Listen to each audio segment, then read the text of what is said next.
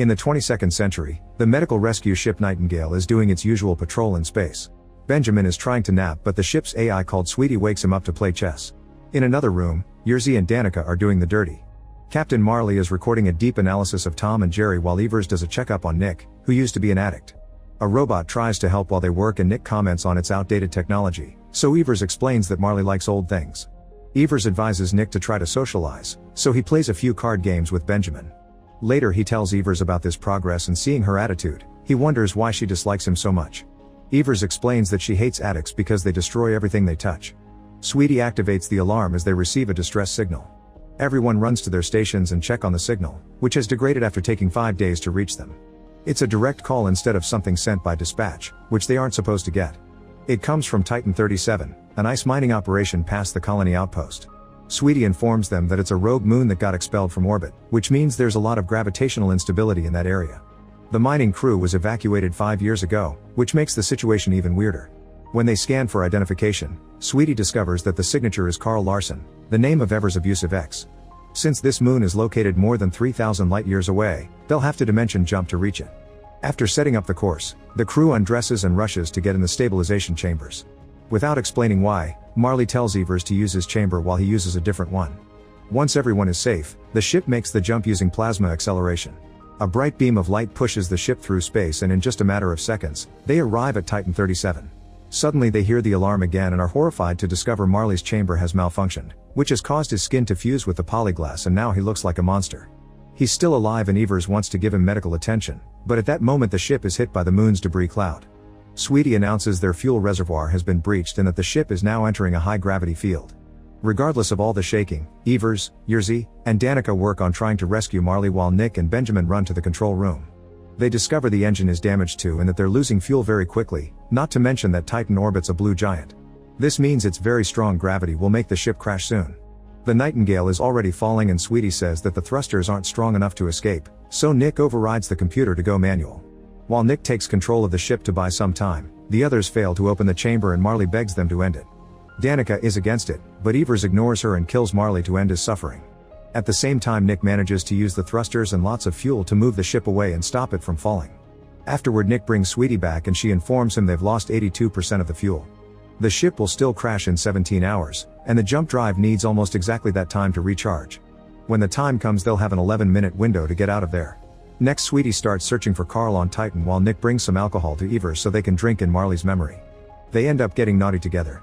Meanwhile Yerzy surprises with an application to get permission to have a child, which is very hard to get. Danica expressed her wish to have children in the past, but now she isn't so sure. Moments later Benjamin calls Nick and Evers over to show them that the vents weren't modulating and that's what killed Marley. Evers realizes Marley must have seen the warning on the screen and that's why he made her change chambers. Suddenly Sweetie discovers a small transport ship leaving Titan and tries to communicate with the pilot, but there's no response. The ship is approaching the Nightingale very quickly, so the crew rushes to suit up for the incoming impact. The Nightingale shakes when the small ship docks and a door opens, revealing a collapsing pilot and a fire. Yerzy rushes to put the flames off with an extinguisher while Evers checks on the man, taking off the helmet and noticing this isn't Carl. They take the guy to the infirmary and run a scan, which reveals a strange growth on his bone structure. It's as if his bones are strengthening themselves, but otherwise he's perfectly healthy.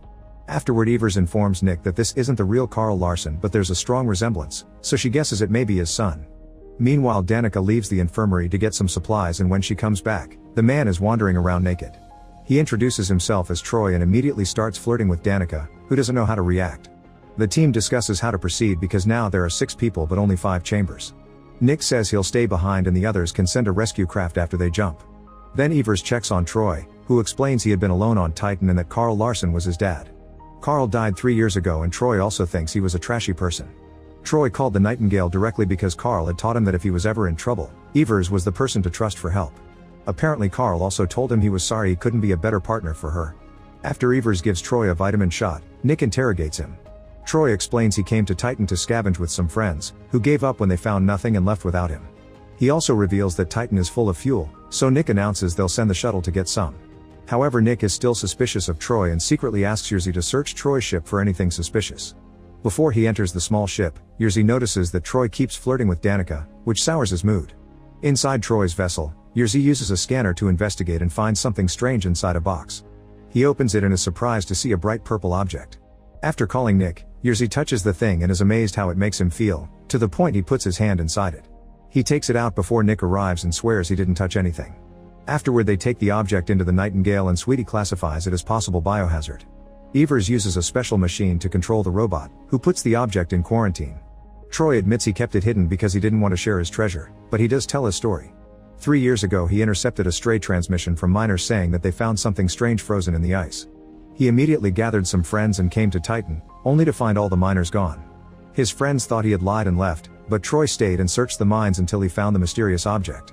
He's sure it's from an alien origin and now he wants to sell it to the government, so he offers the crew 5% each if they help him transport it. An argument ensues because Troy and Yerzy want to keep the object, but the others don't trust it.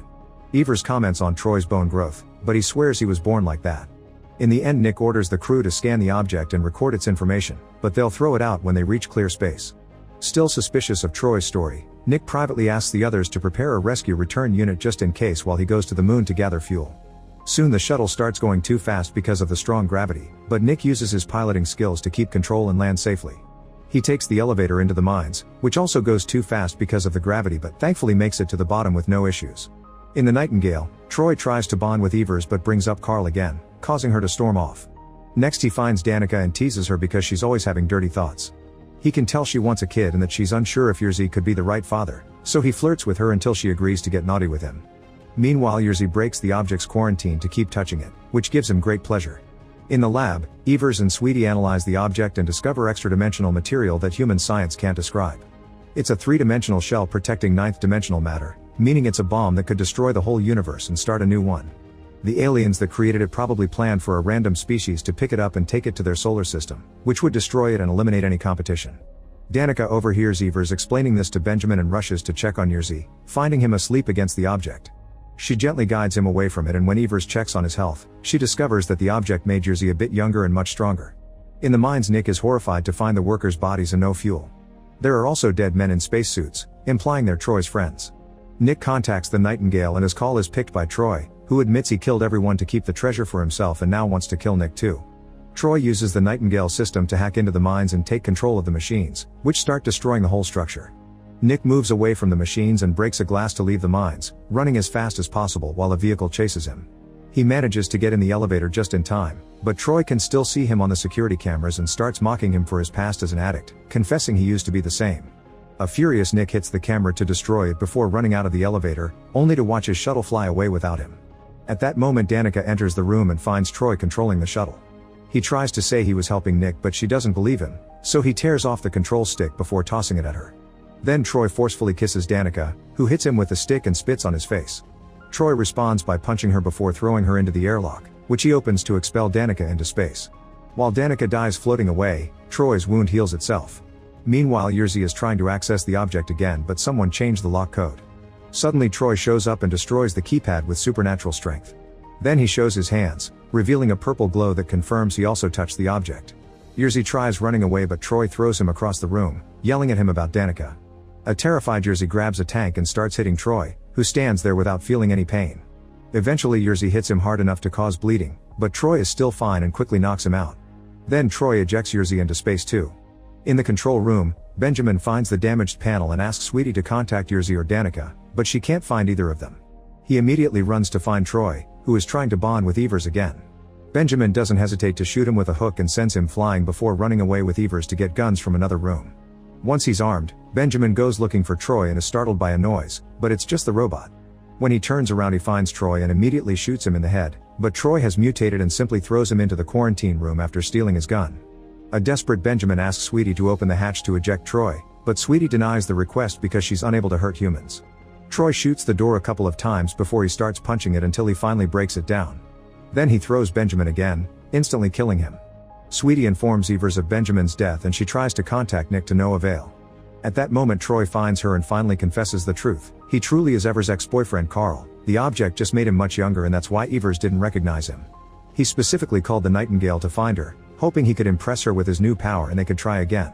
Carl grabs Evers to keep her from leaving but when he's about to use force, Nick announces his presence through the comms. That rescue return unit he prepared earlier worked and now he's coming back. Carl starts arguing with him and while he's distracted, Evers grabs a laser to shoot him in the eye. As Carl's power works on healing the wound, Evers runs to get the docking area ready. She's about to welcome Nick when suddenly Carl pushes her off and shoots a hook at the opening door, dragging a person in. However, it's just an empty suit that acted as bait, and now Nick comes out with 2 mechanical tools to fight Carl. A fight ensues and Carl's strength allows him to quickly overpower Nick, disarming him before throwing him around over and over again. Evers grabs an axe and hits Carl on his back, leaving an opening for Nick to retrieve his tool and cut Carl's arm off. Then he pushes Carl by the neck to lock him up inside a cage.